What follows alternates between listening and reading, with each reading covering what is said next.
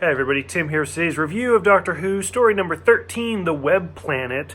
So this episode, or this story, was 6 episodes, and I've kind of mentioned before how a lot of times the 6-episode storylines really kind of start to get towards me at the end. This episode was just bad. This episode was really bad. It was really, really difficult for me to get through it. But that being said, I'm looking at it from a 2019 lens to try to understand, this episode came out in 1965. So, and sometimes I can just turn off everything I've seen before and just watch it and enjoy it for what it is. This episode, for whatever reason, I just could not do it. It basically kind of boiled down to the TARDIS lands on a planet and it gets taken away, and we have giant ant people and we have giant moth people, and they're fighting. And that's it. That's the whole episode right there. And just the outfits and the way they move and the way they talk, because they use funny voices.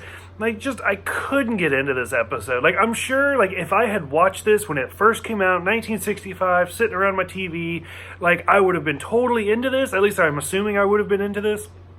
But overall, watching it now, just the costumes and the acting and just all of it, it was too much for me. I couldn't get into it. And some of it's really interesting. Barbara wears a bracelet that she got from Nero, from the Roman storyline, and every time the Doctor talks to, I think it's the moth people, no, the ant people, this thing basically has to come down and go over his head, and then that's how he's able to communicate. Stuff like that's really interesting. And the whole premise where, it's these two insect races, and then, a giant spider comes out at the end, or looking type thing, and that's what's, controlling everybody. So, and that's why, the gold bracelet hypnotized Barbara, stuff like that. It's super interesting. It's just the costumes and the acting I just couldn't get past it enough to enjoy this episode. By the time it was over, I was like, thank God. I could not take this anymore. For those who have seen this one, is this a beloved episode? Do people really like this one and just I personally couldn't get into it? What did you think about the costumes and the acting? They're really, I don't want to say they're well done. They're very impressive with, how fully submerged, the actors are in these outfits.